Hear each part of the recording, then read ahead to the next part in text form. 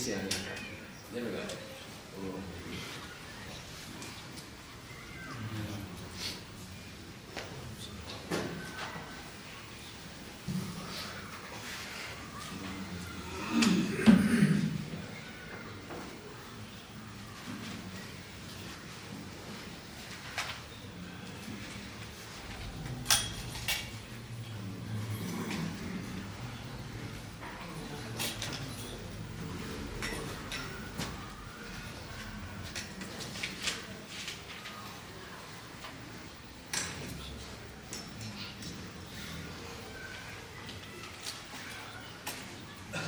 بسم الله الرحمن الرحيم الحمد لله رب العالمين والصلاة والسلام على سيد المرسلين وعلى آله وصحبه أجمعين.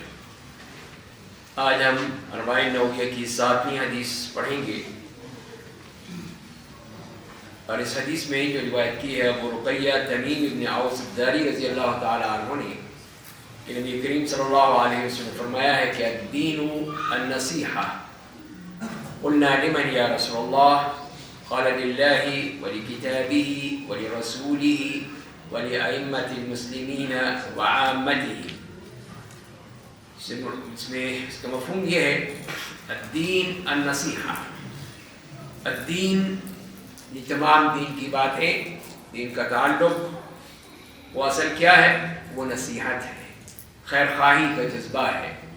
یعنی پورے دین کو ہی خیر خواہی کا جذبہ بنا دیا گیا ہے کہ دین کا معاملہ ہی یہ ہے کہ اس میں یہ خیر خواہی ہے ان چیزوں کے لیے جو بیان کی گئی ہیں، اور ان کو ہی، اور اس میں جب دونوں چیزیں اس طرح بیان کی ہیں تو اس کا مطلب یہ ہے کہ دین ہی نصیحت ہے. تو اس طرح جب ہم ایک دوسرے کو نصیحت بھی کرتے ہیں، خیر خواہی کا جذبہ بھی رکھتے ہیں اور اس کو سمجھاتے بھی ہیں، بتاتے بھی ہیں اور اس کے مطابق عمل بھی کرتے ہیں، تو وہی وہ دین پر عمل کرنے کا معاملہ ہے. اور اس میں پھر یہ بتا دیا گیا کہ جب نبی کریم صلی اللہ علیہ وسلم نے یہ کہا صرف، اور یہ نہیں بتایا کہ کس کے لیے. صحابہ کرام نے پوچھا ہے کہ وہ کس کے لیے ہے، کون ہے، اس کی تفصیل کیا ہے، تاکہ یہی ہے کہ ایک اجمالی چیز بیان کر کے پھر اس کی تفصیل بیان کی جاتی ہے تاکہ اس کے ذریعے سے لوگ اس کو سمجھنے کی کوشش کریں، اس کی اہمیت کو جانیں اور اس کو پوری طرح قبول کریں. اور بعض الفاظ میں اس طرح بھی آتا ہے کہ آپ نے 3 دفعہ الدین النصیحہ، الدین النصیحہ. تو فرماتے ہیں صحابہ کرام کہ ہم نے پوچھا کہ یا رسول اللہ کس کے لیے یہ نصیحت، کس کے لیے ہے دین؟ تو آپ نے فرمایا کہ للہ ولکتابہ ولرسولہ ولأئمة المسلمین وعامتہ. اللہ کے لیے، اللہ کی کتاب کے لیے، اللہ کے رسول کے لیے اور مسلمانوں کے جو حاکم ہیں ان کے لیے اور عام لوگ. تو یہ حدیث بھی بہت ہی اہم حدیث ہے کہ جس میں یہ تمام چیزیں بیان کی گئی ہیں. اپنے الفاظ میں انتہائی مختصر ہے لیکن اپنے معانی کے لحاظ سے اس میں ایک سمندر موجزن ہے کہ جس میں یہ تمام چیزوں کا جواب دیا گیا ہے. تو پہلی چیز جو ہم دیکھتے ہیں اس حدیث میں کہ اللہ کے لیے نصیحت، تو وہ 2 باتیں ہیں. پہلی بات تو یہ ہے کہ اللہ کے لیے ہم اپنی عبادت کو خالص کریں. خالص عبادت ہونی چاہیے، اس میں کوئی ریاکاری، کوئی دکھاوا، کوئی بناوٹ، تصنع کچھ نہیں ہونا چاہیے، صرف اللہ کے لیے خالص. جیسے آپ نماز پڑھنے آتے ہیں صرف اللہ کے لیے آتے ہیں، یہاں پہ کسی کو دکھانے کے لیے نہیں آتے. تو یہی اخلاص ہے، یہی وہ اخلاص ہے کہ آپ نے خالص کیا اپنے اس نماز کو، اپنے اس روزے کو. آپ کو اشتہار نہیں دیتے کہ میں آج روزے سے ہوں، آج میں نے سحری میں جلیبیاں کھائی تھیں، تو آپ سب کو بتائیں. تو یہ نہیں، یہ ریاکاری ہو جائے گی، دکھاوا ہو جائے گا. تو اخلاص، عبادت پوری طرح خالص اللہ کے لیے.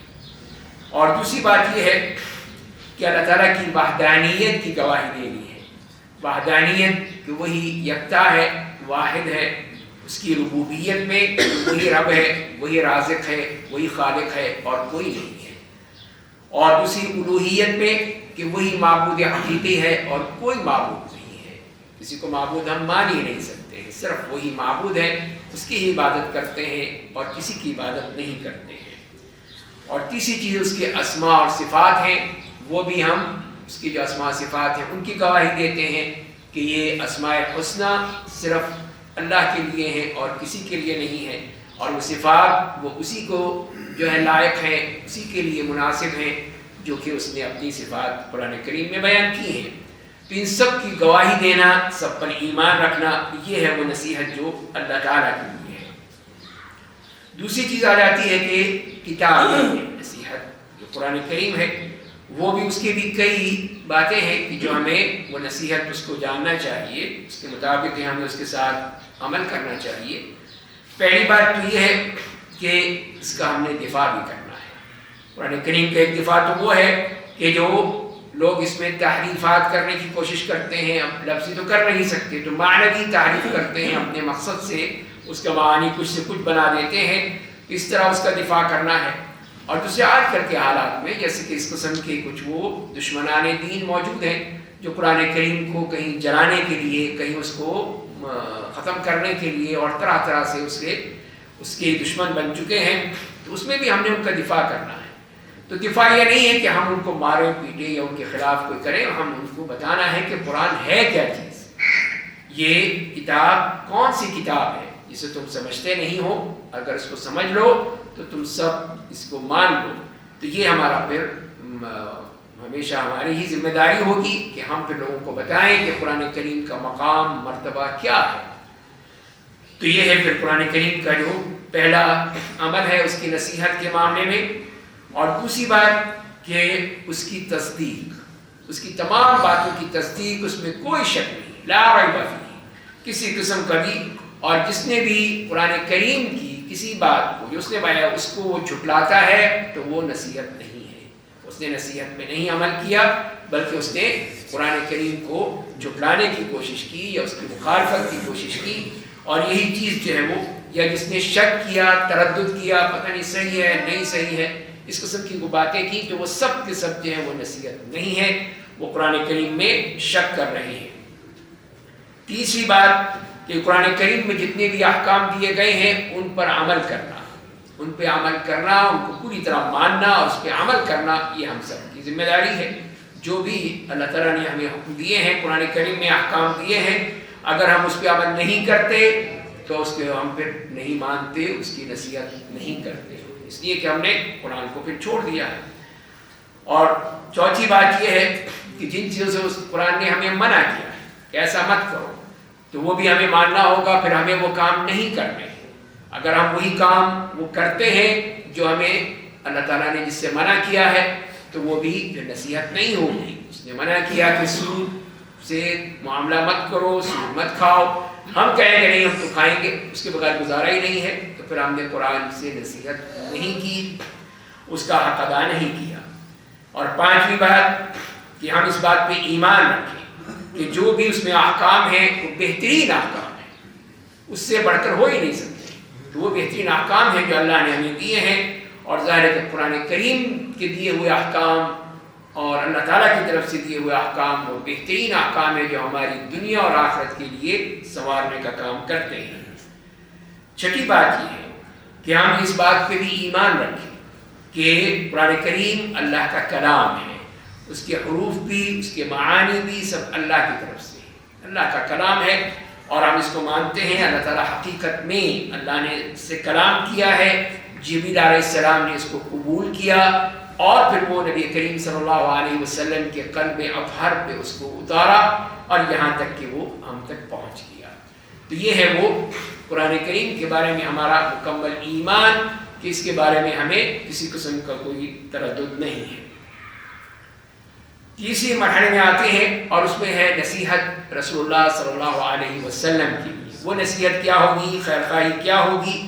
تو پہلی بات کہ پوری طرح انہی کی متابعت کرنی ہے، انہی کی اطاعت کرنی ہے، انہی کی بات کو ماننا ہے، کسی اور کی بات کو نہیں ماننا۔ جہاں پہ رسول اللہ صلی اللہ علیہ وسلم کی بات آ جائے پھر کسی اور بات کے نہیں چلے گی۔ جیسے ہم نے پہلی بات کی تھی کہ ابن عباس رضی اللہ تعالیٰ عنہ سے کسی نے کہا حدیث کے مقابلے میں کہ ابو بکر عمر یہ کہتے ہیں، تو انہوں نے کہا کہ میں کہہ رہا ہوں کہ قال رسول اللہ، اور تم کہتے ہیں کہ قال ابو بکر و قال عمر، قریب ہے کہ تم پر آسمان سے پتھر برسے، سخت موقف، اسی لیے کہ جو رسول اللہ کی بات ہے اس کے مقابلے میں کسی کی بات نہیں لائی جا سکتی، کوئی بھی ہو۔ تو اسی لیے ہمیں اس کا خیال رکھنا چاہیے کہ ہم قرآن کریم کے رسول اللہ صلی اللہ علیہ وسلم کے مقابلے میں کوئی ایسی بات کہیں جو کہ یا کسی اور کی بات لائیں، کسی کے رائے ہو سکتی ہے، ظاہر ہے کہ اطاعت تو صرف اللہ کی ہے، اللہ کے رسول کی ہے۔ اور دوسری بات یہ کہ رسول اللہ صلی اللہ علیہ وسلم جو رسول ہیں، حق ہیں، نہ آپ نے کوئی غلط بات کی ہے، نہ آپ کو جھٹلایا گیا ہے، صادق ہیں، مصدوق ہیں، ہم اس پر اقرار کرتے ہیں، ایمان رکھتے ہیں کہ جو بھی نبی کریم صلی اللہ علیہ وسلم نے کہا ہے بالکل سچ کہا ہے، کوئی بھی غلط بات نہیں کہی ہے۔ تیسری بات وہ یہ ہے کہ جو بھی آپ نے ماضی کے بارے میں بتائی، حال کے بارے میں، مستقبل کے بارے میں جو باتیں بھی بتائی ہیں، سب ہم ان کو مانتے ہیں کہ وہ نبی کریم صلی اللہ علیہ وسلم کو اللہ نے بتائی ہیں، وہی ہے جو ان پر نازل ہوئی ہے، چاہے وہ ہم نہیں تلاوت نہیں کرتے اس کی نماز میں، لیکن وہی چیز ہمیں ماننا ہوگی کہ جو بھی آپ نے ہمیں اطلاعات دی ہیں، خبریں دی ہیں، وہ سب سچ ہیں، صحیح ہیں۔ چوتھی بات کہ ہم جو آپ کے دیے ہوئے احکام ہیں اس کی پوری طرح ہم اس پر عمل کریں، اس کو مانیں۔ کوئی بھی چیز چاہے وہ کوئی اس کو کہہ دے کہ نہیں یہ جائز ہے، ہم جب رسول اللہ نے کہہ دیا کہ جائز نہیں ہے تو پھر ہم اس کو جائز قرار نہیں دے سکتے، جبکہ رسول نے کہہ دیا کہ ایک عورت اکیلے سفر نہیں کر سکتی۔ اب چاہے پاکستان کی حکومت کہے یا سعودیہ کی حکومت کہے، ہم اس کو نہیں مان سکتے، اس لیے کہ رسول اللہ کا قول یہی ہے کہ وہ عورت جو اللہ پر ایمان رکھتی ہے، قیامت کے دن پر ایمان رکھتی ہے، اس کے لیے جائز نہیں ہے کہ ایک دن ایک رات کا سفر بغیر کسی محرم کے کرے۔ تو اس کو ہم کیسے اگنور کر سکتے ہیں، کیسے اس کو ہٹا سکتے ہیں؟ تو اللہ کے رسول کا کلام ہے، صحیح ہے، جب مانتے ہیں کہ صحیح ہے تو پھر ہم نے اس کو پوری طرح قبول کرنا ہے۔ اور پانچویں بات یہ ہے کہ جس چیز سے روک دیا گیا، منع کر دیا کہ مت کرو، تو ہم کہیں کہ نہیں ہم نے کرنا ہے، لازمی کریں گے ہم، تو یہ بھی انتہائی غلط ہے، یہ نصیحت نہیں ہے، یہ وہ خیر خواہی کا جذبہ نہیں ہے، ہمیں اسے ماننا ہوگا اور وہ کام نہیں کرنا ہوگا۔ چھٹی بات کہ نبی کریم صلی اللہ علیہ وسلم جو شریعت لائے ہیں اس کا ہم نے دفاع کرنا ہے، اس کا دفاع کر کے بتانا ہے کہ اسی میں خیر ہے، اسی میں ہمارے لیے بھلائی ہے، یہی ہمارے لیے بہترین ہے، دنیا میں بھی اور آخرت میں بھی۔ اس کو ہم کہنے کہ نہیں یہ آج کل کے حالات میں صحیح نہیں ہے، یہ قابل قبول نہیں ہے، تو یہ نصیحت نہیں ہے، خیر خواہی نہیں ہے۔ ساتویں بات یہ ہے کہ اس بات کا مکمل اعتقاد ہو کہ جو بھی رسول اللہ صلی اللہ علیہ وسلم کی طرف سے آیا ہے وہ اسی طرح ہے جیسے کہ قرآن کریم میں آیا ہے، اس میں کوئی فرق نہیں کر سکتے، اس لیے کہ دونوں وحی ہیں۔ قرآن کریم وحی ہے اللہ کی، لیکن فرق ہے اس کی تلاوت کرتے ہیں، اس کو ہم پڑھتے ہیں، نماز میں پڑھتے ہیں، تو وہ ہے۔ اور وہ جو نبی کریم صلی اللہ علیہ وسلم پر جو وحی نازل ہوئی یہ وحی خفی کہلاتی ہے، جس کی تلاوت نہیں ہوتی لیکن اس کا سٹیٹس وہی ہے جو قرآن کریم کا ہے، اس کے مطابق ہی ہم اس کو مانتے ہیں۔ اسی لیے اللہ تعالیٰ نے یہی فرمایا کہ من یطع الرسول فقد اطاع اللہ، جس نے رسول کی اطاعت کی اس نے اللہ کی اطاعت کی۔ تو پھر فرق تو نہ رہا، پھر یہ کہیں نہیں جی قرآن میں آیا ہے نہیں آیا، نہیں پھر کوئی کار نہیں، یہ تو بات نہ ہوئی نا، پھر یہ تو ہم نے پھر وہ حدیث کی وہ نصیحت قبول نہیں کی، حدیث کی خیر خواہی کا جذبہ نہیں رکھا اور اس کو انکار کر دیا، اس کا وہ درجہ ہی قرآن میں ہے تو ٹھیک ہے، حدیث میں ہے تو نہیں، وہ نہیں ماننا ہمیں۔ تو یہ بہت ہی بڑی گستاخی ہے، اور قرآن نے یہی کہا ہے کہ وَمَا آتَاكُمُ الرَّسُولُ فَخُذُوهُ وَمَا نَهَاكُمْ عَنْهُ فَانْتَهُوا، کہ جو بھی رسول تمہیں دیتے ہیں اس کو لے لو، قبول کر لو، اور جس کو اس سے روکتے ہیں اس سے رک جاؤ، صاف واضح الفاظ میں فرما دیا گیا ہے۔ آٹھویں بات یہ ہے کہ نبی کریم صلی اللہ علیہ وسلم کی نصرت، آپ کی پوری طرح ہم نے دفاع کرنا ہے، آپ کی جو بھی ہم سے نصرت ہو سکتی ہے وہ ہم نے کرنی ہے، آپ صلی اللہ علیہ وسلم کی، آپ کی شخصیت کی، آپ کے دین کی، آپ کی شریعت کی۔ اور ظاہر ہے کہ جب جیسے کہ صحابہ کرام آپ موجود تھے تو وہ آپ کا بھرپور دفاع کیا کرتے تھے، اپنی جان سے، اپنے مال سے، اپنی عزت و آبرو سے، اپنی اولاد سے، ہر طرح سے وہ اپنے آپ کو قربان کر دیتے کہ رسول اللہ کو تکلیف نہ پہنچے۔ تو یہ تو آپ کی زندگی کا معاملہ تھا، اب آپ کے بعد پھر آپ کی جو سنت ہے اس کا ہم نے دفاع کرنا ہے کہ یہ رسول اللہ کی دی ہوئی سنت ہے، یہ کسی اور کی نہیں ہے، اس کا بھی ہم نے بھرپور دفاع کرنا ہے، تبھی ہم وہ حق ادا کر سکیں گے اور نصیحت کا بھی ہم پوری طرح بتا سکیں گے۔ اس کے بعد آتا ہے ولی ائمۃ المسلمین، جو مسلمانوں کے امام ہیں ان کے لیے. امام سے مراد وہی ہوتا ہے جس کی اقتداء کی جاتی ہے، جس کی بات سنی جاتی ہے، مانی جاتی ہے. ان ابراہیم کان امۃ قانتا للہ، تو وہ ایک بہترین ان کو قدوہ بنایا، اسوہ بنایا اللہ تعالیٰ نے. اور سورہ فرقان میں فرمایا کہ وجعلنا للمتقین اماما، تو امامت وہی ہے جس کی ابتدا کی جاتی ہے. اور جو ائمۃ المسلمین جو اس میں فرمایا ہے کہ وہ دو طرح کے لوگ ہیں. ایک تو ہے کہ علماء ہیں اس لیے کہ لوگ ان کی بات مانتے ہیں. انہوں نے نبی کریم صلی اللہ علیہ وسلم سے علم وراثت میں حاصل کیا ہے، جس کہ خود فرمایا العلماء ورثۃ الانبیاء، کہ علماء کرام وہ انبیاء کرام کے وارث ہیں.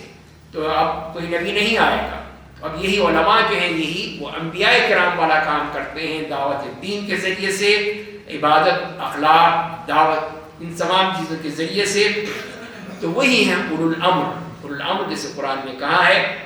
تو اسی طرح یہ بھی ہیں، تو یہ عام لوگوں کے ساتھ بیٹھ کے ان سے بات کرتے ہیں، وہ ان سے پوچھتے ہیں، سوال کرتے ہیں، ملتے ہیں، اور اپنی جتنی بھی مشکلات ہوتی ہیں وہ ان سے پوچھتے ہیں.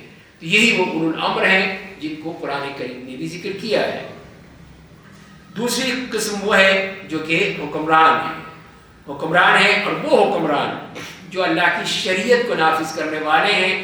اور اس لیے کہ علماء جو ہیں وہ بیان کرتے ہیں، صرف وہ اس کو نافذ نہیں کر سکتے، اس کو امپلیمنٹ نہیں کر سکتے، اس کو وہ حکمران ہی امپلیمنٹ کریں گے.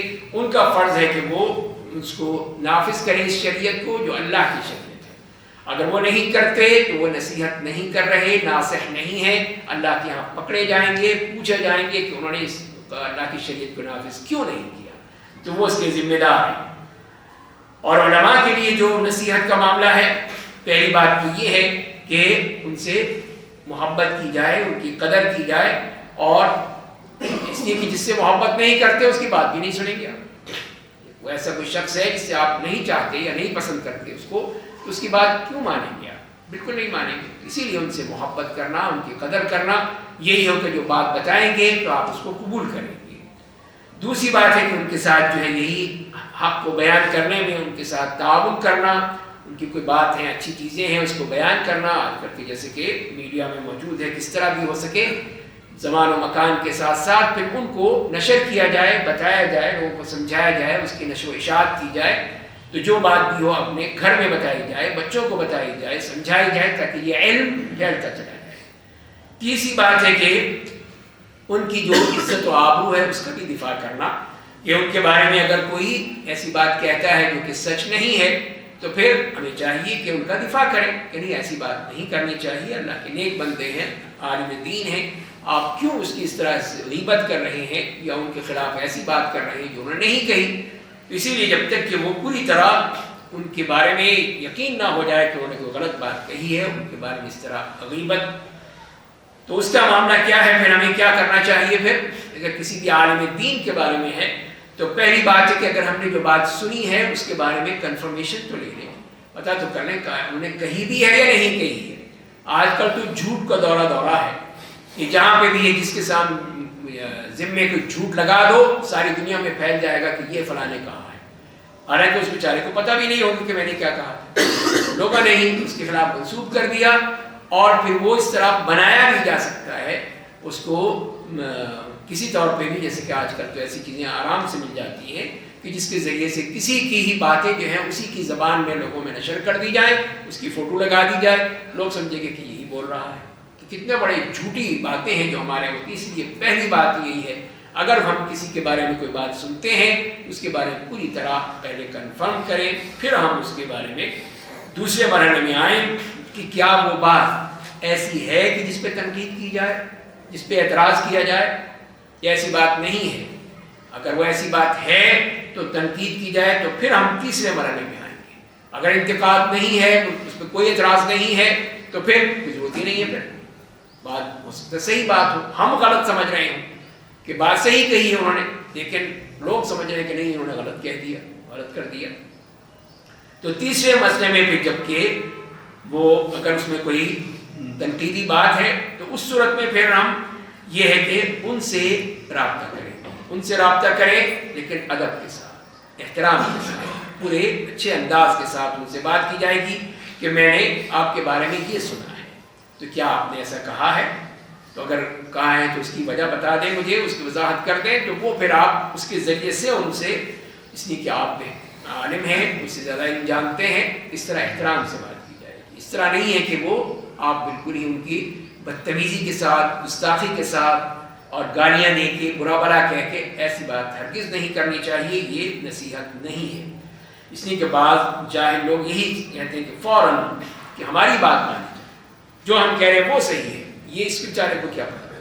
اس قسم کی جو گستاخانہ لہجہ ہے وہ کسی طور پہ بھی جائز نہیں ہے کہ اس طرح کی لہجہ ہے۔ اور چوتھی ہے کہ اگر اس میں کسی قسم کی کوئی غلطی ہم دیکھتے ہیں، کسی بھی عالم میں کوئی غلطی موجود ہے، تو کہیں نہیں یہ تو بہت بڑا عالم ہے، یہ تو غلطی کر ہی نہیں سکتا ہے، تو چپ ہو جائیں، نہیں۔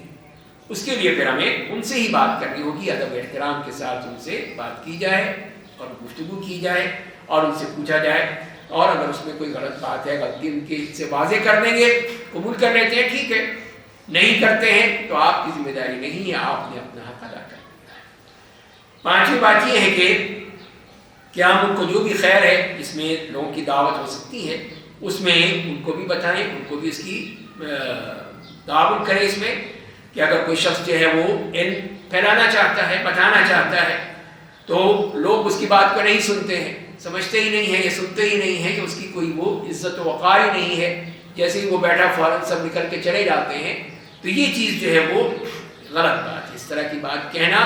اور بات ہوتا ہے کہ جہاں بھی بیٹھے فوراً ہی شروع ہو گئے، تو یہ ہے کہ ان کو بتایا جائے، سمجھایا جائے کہ ہر چیز کا ایک مقام ہوتا ہے، ہر مقام کا ایک مقام ہوتا ہے، اس میں وہ بات کی جاتی ہے، ہر جگہ میں نہیں بات کی جاتی۔ اسی لیے پھر اس کا خیال رکھتے ہوئے بات کی جائے، جیسے کہ نبی کریم صلی اللہ علیہ وسلم کا بھی طریقہ تھا کہ آپ واضح نصیحت کرتے تھے، لیکن اسی خیال سے جب صحابہ نے بھی کہا یا آپ سے طلب کیا تو آپ نے کہا کہ میں چاہتا ہوں، لیکن صرف اسی لیے کہ کہیں تم اکتا نہ ہو، اکتاہٹ کا شکار نہ ہو جائیں، اس کا خیال رکھنا چاہیے۔ اگلے مرحلے میں آتے ہیں پھر وہ حکام کی، علماء کی بات ہوئی، اور اب حکمرانوں کے حوالے سے ان کے ساتھ ہماری نصیحت کا معاملہ کیسا ہوگا۔ تو پہلی بات یہی ہے کہ جو بھی امام ہے، حاکم ہے، حکمران ہے ہمارا، تو اس کو ہم مانتے ہیں، ماننا پڑے گا ہمیں، جیسے بھی آئیں وہ کسی طریقے سے آئیں، ہمیں ان کو ماننا ہے، ان کو قبول کرنا ہے کہ یہ وہ ہمارے حکمران ہیں، تو ہم ان کو اپنا حاکم مانتے ہیں۔ اور ظاہر ہے کہ جو مانے گا ہی نہیں تو ان کو نصیحت کیا کرے گا، نصیحت بھی نہیں کرے، کسی کو مانتا ہی نہیں ہے، لہذا ہم پہلے ماننا ہی ضروری ہے کہ ہم ان کو مانیں کہ وہ ہمارے حکمران ہیں، تو لہذا پھر ان کو ہم نصیحت کر سکتے ہیں۔ دوسری بات یہ ہے کہ پھر رعیت میں ان کے خلاف بغض، عناد، جھوٹی بات نقل کرنا، لوگوں کو اس کی طرف کرنا، تو یہ بھی صحیح نہیں ہے۔ اس کے بجائے کوشش یہ کریں کہ لوگوں کو جو صحیح بات ہے وہ بتائی جائے، جو اچھی بات ہے وہ بتائی جائے، کہ ان کی کوئی اچھی باتیں ہیں، اچھے معاملات ہیں، تو وہ لوگوں کو بتائے جائیں کہ اس معاملے میں اچھی باتیں موجود ہیں۔ کہ جیسے لوگ صرف یہ ہے کہ ان کے عیب کو ہی دیکھنا چاہتے ہیں، اور جو اچھی باتیں ہیں اس کو نہیں دیکھتے، اس کو ظاہر نہیں کرتے ہیں۔ جو جانتے ہیں، جن کو علم ہے، تو ان کو چاہیے کہ جو اچھی باتیں ہیں وہ بتائیں، اور جو عیب ہیں اس کو نہ بتائیں، اس کا معاملہ ان کا اپنے رب کے ساتھ ہے۔ تو اسی لیے پھر ہمیں اس کا خیال رکھنا چاہیے۔ پھر تیسری بات یہ ہے کہ جو بھی وہ حکم دیتے ہیں یا منع کرتے ہیں تو اس کو ہمیں ماننا ہے، لیکن اسی صورت میں کہ وہ کوئی اللہ کی گناہ کی یا معصیت کی بات کا حکم دیں تو ہم نہیں مانیں گے۔ اگر وہ کوئی ایسی اچھی چیز سے منع کرتے ہیں جو کہ اللہ اور رسول اس کو اگر وہ کہتے ہیں تو ہم نہیں مانیں گے، تو لہذا وہی چیز ہوگی جو اس کے شریعت کے دائرے میں، قرآن و حدیث کے دائرے میں جو چیز صحیح ہے وہ ہم قبول کریں گے، اور اس کے علاوہ وہ قبول نہیں کریں گے۔ اسی لیے کہ ہم سے کہا گیا ہے کہ یا ایھا الذین آمنوا اطیعوا اللہ واطیعوا الرسول واولی الامر منکم، کہ ایمان والو اللہ کی اطاعت کرو، اللہ کے رسول کی اطاعت کرو، اور اولی الامر کی، اس میں جیسے میں نے عرض کیا کہ حکمران بھی شامل ہیں، تو ان کی بات مانی جائے گی، لیکن ان کی اطاعت کو الگ سے نہیں بیان کیا، وہ کنڈیشنل ہے۔ پہلے جو ہیں وہ اطیعوا اللہ واطیعوا الرسول، وہ تو لازمی ہے، ماننا ہے، لیکن اولی الامر کی اطاعت کے ساتھ اطیعوا کا لفظ نہیں آیا۔ اس کا مطلب یہی ہے کہ ان کی اطاعت اللہ اور اس کے رسول کی اطاعت کے دائرے میں رہ کر کی جائے گی، اس کے علاوہ نہیں ہے کہ وہ جو بھی کہیں ہم فوراً مان لیں، نہیں، ایسا نہیں ہوگا، وہ ہمیں نہیں ماننا ہے۔ چوتھی بات یہ ہے کہ ان کے اگر کوئی، جیسے میں نے عرض کیا، عیب ہے تو اس کو ہمیں بیان کرنے کی ضرورت نہیں ہے کہ وہ نماز نہیں پڑھتا ہے، وہ شراب پیتا ہے، وہ یہ کرتا ہے، وہ کرتا ہے، اس کی ہمیں کوئی ضرورت نہیں ہے کہ ہم بیان کریں۔ اس کا ذاتی معاملات ہیں، وہ اللہ کے ساتھ اس کا معاملہ ہے کہ وہ پھر اس کو خود اللہ تعالیٰ دیکھیں گے اور اس کے ساتھ محاسبہ کریں گے۔ تو اسی سے ہوتا ہے کہ پھر لوگ جو ہیں وہ بغاوت پر تلاتے ہیں یا باغیانہ جو لہجہ ہے یا وہ چیز جو ہے وہ پیدا ہوتا ہے، وہ ہمیں نہیں کرنا چاہیے جب تک کہ ہمارا حاکم ہے، اس میں ہم نے اس بات کو قبول کرنا ہے۔ پانچویں بات یہی ہے کہ ان کے خلاف ہم کسی قسم کی بغاوت نہیں کر سکتے۔ اگر حاکم ہے تو اس لیے کہ نبی کریم صلی اللہ علیہ وسلم نے ہمیں اس کے بارے میں سختی سے منع کیا ہے، اور صرف یہ کہا ہے کہ الا ان تروا کفرا بواحا، یہ ہے وہ بارڈر لائن، یہ ہمیں سمجھ لینی چاہیے۔ الا یہ کہ تم وہ دیکھو کہ جو واضح کفر ہے، واضح طور پہ کفریہ کلمات ہیں، کفریہ اعمال ہیں اس شخص کے، تو اس صورت میں تو پہلے تو شرط کہی کفرن بواحا، واضح طور پر، یہ نہیں کہ وہ یوں تھا تو یوں تھا، نہیں، واضح طور پر دیکھا ہے کہ وہ بتوں کی پوجا کر رہا ہے یا کہ قبروں کی پوجا کر رہا ہے، تو اب تو وہ کہیں گے کہ یہ کفر بواح ہے، واضح کفر ہے۔ تو اس کو کہا گیا ہے، صرف ادھر ادھر سے باتوں سے نہیں۔ دوسری چیز عندکم فیہ من اللہ برہان، اور تمہارے پاس اللہ کی طرف سے دلیل موجود، یہ چیز کفر ہے، یہ نہیں کہ جو آپ سمجھتے ہیں وہ کفر نہیں، جو اللہ نے جس کو کفر قرار دیا ہے، جس کو کہا ہے، وہ اس صورت میں پھر ہمیں حق ہوگا کہ اس کی اطاعت نہیں کریں گے اور اس کے خلاف ہم بغاوت ہماری جائز ہوگی اسی صورت میں۔ تو یہ ہمیں اس بات کا رکھنا چاہیے کہ یہ وہ بتا دیا گیا، واضح کر دیا گیا ہے۔ اب آپ جمہوریت کی باتیں کریں گے تو جمہوریت جو ہے وہ جمہوریت کی بات ہے کہ اس کے دھرنے ہیں، جلوس ہیں، جلسے ہیں، اور جو کچھ بھی آپ دیکھتے ہیں سب کے سامنے ہی ہے، تو وہ جمہوریت کا اسلام سے اس سے کوئی تعلق نہیں، اسلام کبھی نہیں کہتا اس چیز کی۔ وہ یہ جو آتا ابھی آگے بات آئے گی تو اس میں جو چیز طریقہ ہے وہ ہمیں طریقہ اپنانا ہے جس کے ذریعے سے اپنی بات ان تک پہنچائی جائے گی۔ اس کے بعد اگلے مرحلے میں عامت الناس کو جاتا ہے، ولی عامتی، عام لوگوں کو، اس میں ہم سب شامل ہیں، ان کے لیے بھی نصیحت ہے کہ ان عامت المسلمین کے لیے، ان کے لیے محبت کا ہمارا جذبہ ہونا چاہیے، بشاشت کے ساتھ، سلام کے ساتھ، نصیحت کے ساتھ، تعاون کے ساتھ، وہ ہم نے کرنا ہے۔ تو یہی ہے کہ جس کے ذریعے سے ہر وہ کام جس سے کوئی مصلحت حاصل ہوتی ہو اور کسی قسم کی جو مضرت ہے، نقصان ہے، اس کو دور کیا جا سکے، وہ تمام اعمال ان کے لیے کرنے چاہیے، جو بھی کر سکے، جس کی ڈیوٹی ہے اس کو کرنا چاہیے، نہیں ہے تو ہم خود کر سکتے ہیں تو ہمیں خود کرنا چاہیے، اس کے لیے ہمیں کہا گیا ہے۔ تو اس سے معلوم یہ ہوا کہ تمام چیزوں سے کہ یہ حدیث اپنی مختصر ہونے کے باوجود کتنی باتیں دنیا اور آخرت کے مسائل اس نے جمع کر دیے ہیں ہمارے لیے۔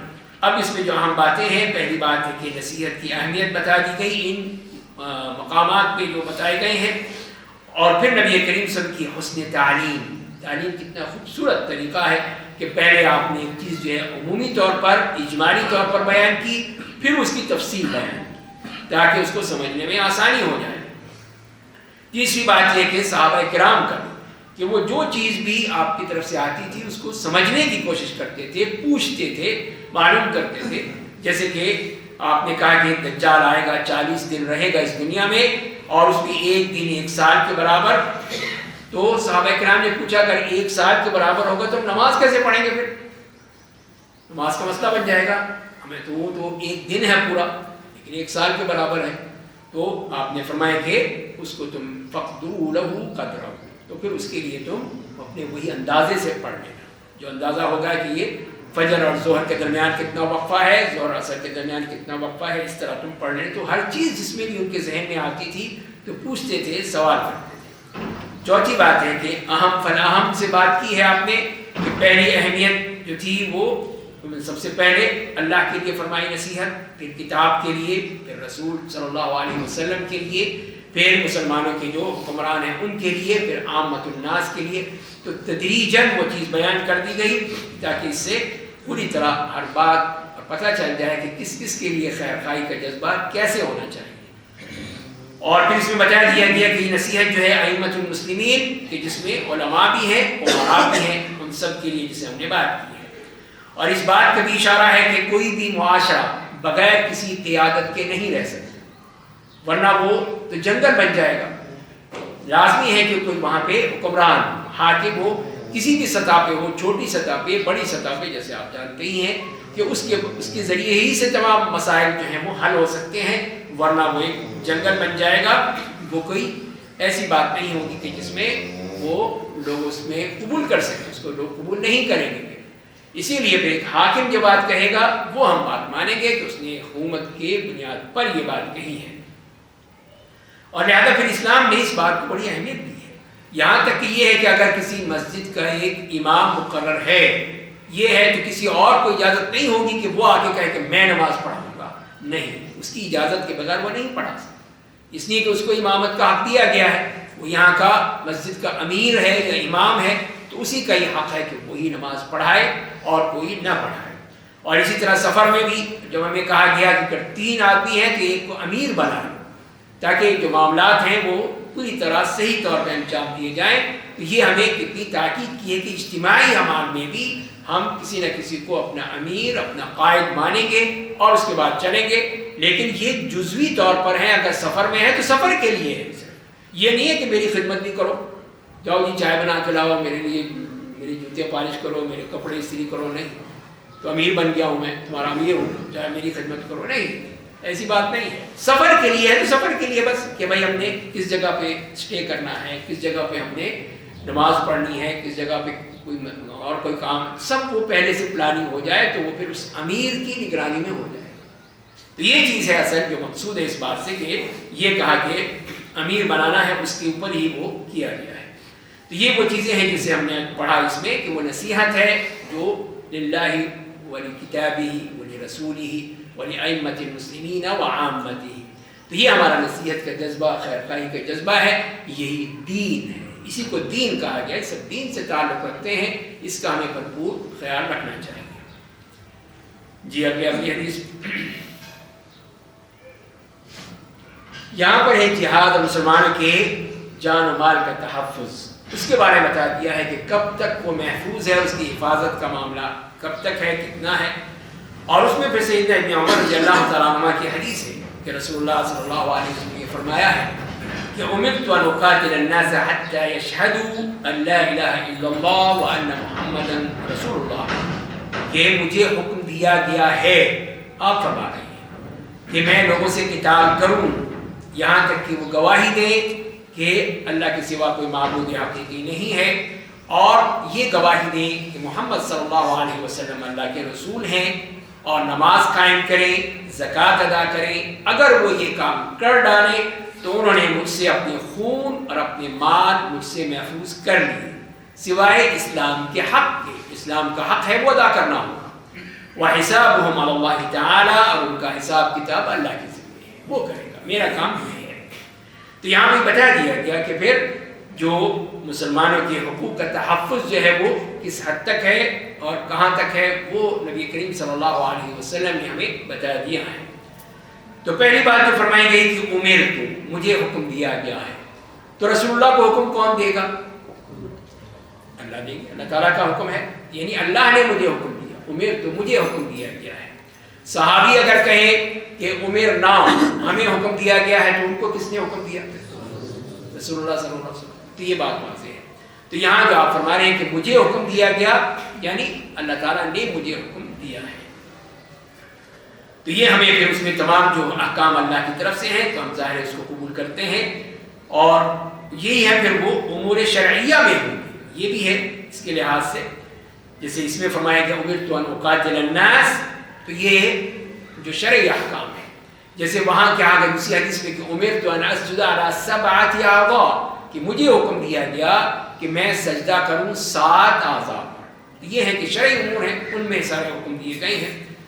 تو یہ اللہ تعالیٰ نے حکم دیا نبی کریم صلی اللہ علیہ وسلم کو، اور آپ نے پھر ہمیں اس کے بارے میں بتا دیا ان اقاتل الناس، کہ میں لوگوں سے قتال کروں، یہ مجھے حکم دیا گیا ہے. تو مقاتلہ اصل چیز وہی ہے کہ جو کہ جہاد فی سبیل اللہ میں ہوتا ہے. جو دشمن اللہ کے دشمنوں کے ساتھ کیا جاتا ہے تاکہ اللہ کا جھنڈا بلند، کلمۃ اللہ ہی العلیٰ، اس کو بلند کرنے کے لیے وہ جہاد کیا جاتا ہے، اس کا مقصد کوئی اور نہیں ہوتا، وہی یہاں پر بتایا گیا ہے۔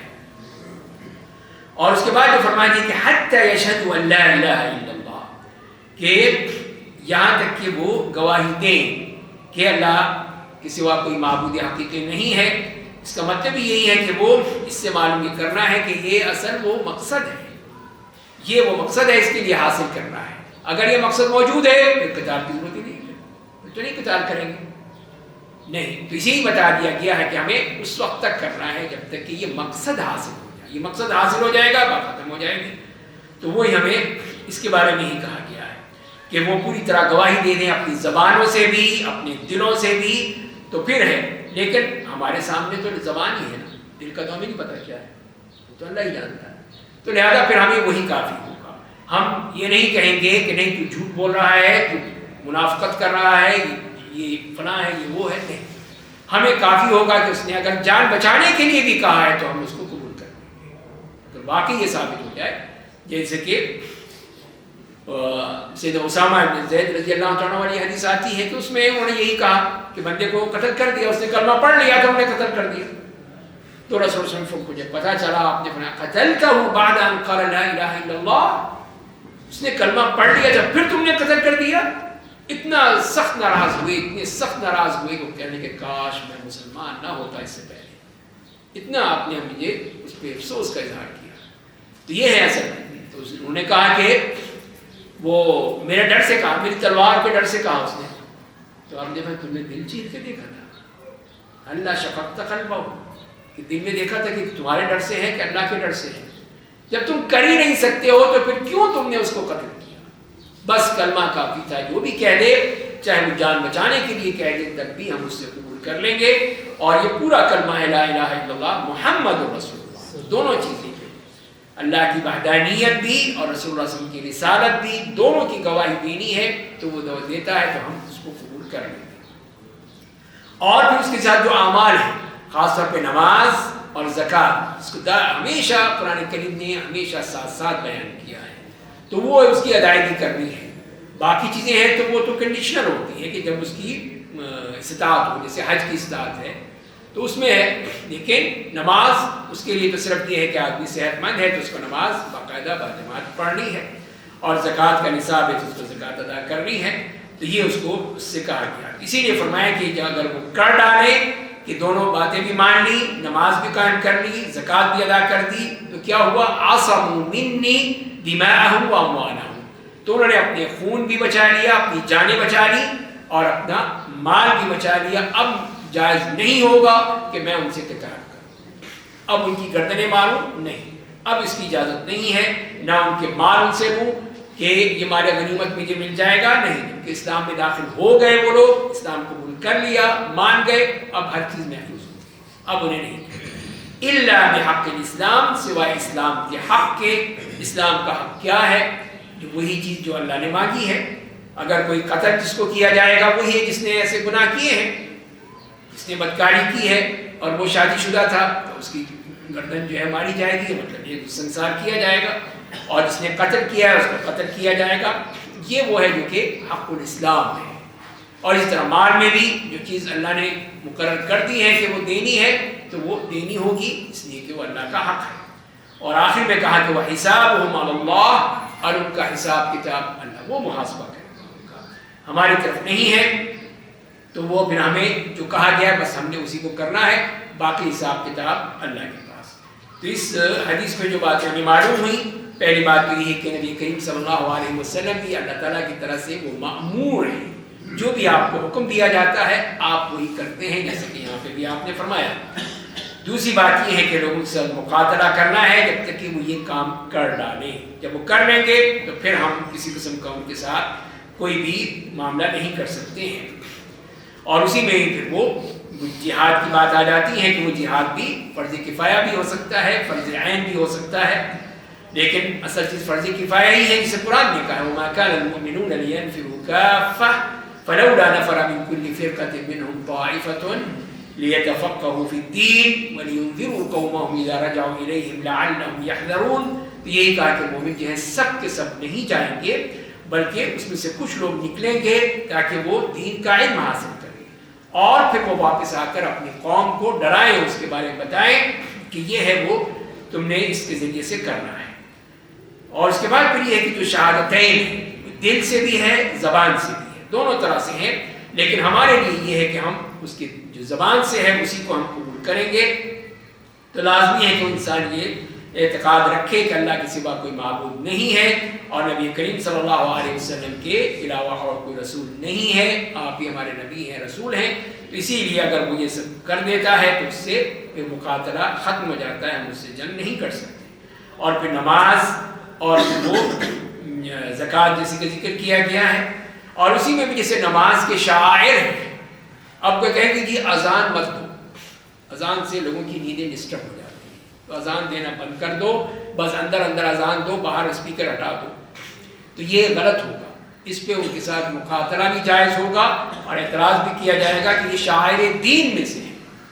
دین کہ مسلمان ملک میں آپ جب اذان سنتے ہیں تو آپ کو احساس ہوتا ہے کہ مسلمان ملک میں ہے، لیکن ایک کافر اور مشرک ملک میں جائیں گے تو وہاں آپ کو اذان نہیں ملے گی. یہ ہے کہ ہم یہ نہیں کہہ سکتے، یہ کوئی نہیں کہہ سکتا کہ نہیں یہ چیز جو ہے ہم نہیں کریں گے. تو یہ جو شاعر اسلام ہیں ان کو لازمی طور پر کرنا ہے. اگر کوئی یہ کہتا ہے کوئی شہر والے بستی والے کہ نہیں اس سے لوگوں کی نیندیں خراب ہو جاتی ہیں تو وہ غلط ہوگا. اسی طرح زکوٰۃ کا معاملہ ہے کہ جس کے مستحقین ہیں ان کو وہ ادا کی جائے.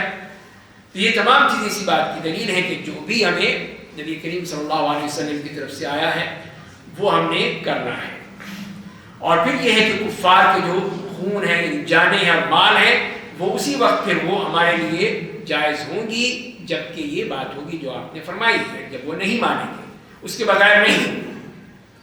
اور اسی لیے جیسے کہ حدیث میں بھی آتا ہے کہ یہ نبی کریم صلی اللہ علیہ وسلم کے لیے خاص تھا، باقی انبیاء کرام کے لیے نہیں تھا. جیسے آپ نے یہی فرمایا کہ جو 5 چیزیں جو میرے لیے خاص ہیں باقی انبیاء کرام نہیں تھی، اس میں یہ فرمایا کہ وہ حلت الغنائم وَلَمْ تَحِلَّ لِأَحَدٍ مِّن قَبْلِ، کہ میرے لیے مال غنیمت حلال قرار دیا گیا. تو مال غنیمت تو اسی وقت آئے گا جب جہاد کیا جائے گا، تو وہ اسی کی طرف ہے کہ یہ خون جو ہے پھر وہ حلال ہوگا اسی صورت میں کہ جب وہ اس کا انکار کریں گے جو باتیں آپ نے بتائی ہیں. لیکن جو اسلام کا حق ہے وہ دینا، جیسے کہ زکوٰۃ ہے، یہ مال کا حق ہے دینا ہے اس کو. جب سیدنا ابوبکر صدیق رضی اللہ تعالیٰ عنہ کے دور میں جنہوں نے منع کیا، انہوں نے اس کے خلاف جنگ کی، کہا کہ اگر ایک بکری کے بچے کو بھی وہ نہیں دیتے جو دیا کرتے تھے تو میں ان سے جنگ کروں گا. اسی بات کی طرف اشارہ ہے کہ باقی جو حساب کتاب ہے سب اللہ کی طرف ہیں، اللہ تعالیٰ ان سے حساب لے گا اور پھر وہیں پہ ان کا محاسبہ ہوگا. دنیا کی حد تک اللہ تعالیٰ نے بتا دیا، اللہ کے رسول صلی اللہ علیہ وسلم نے اس کی وضاحت کر دی کہ یہ ہے وہ معاملہ جو تم نے اس کا خیال رکھنا.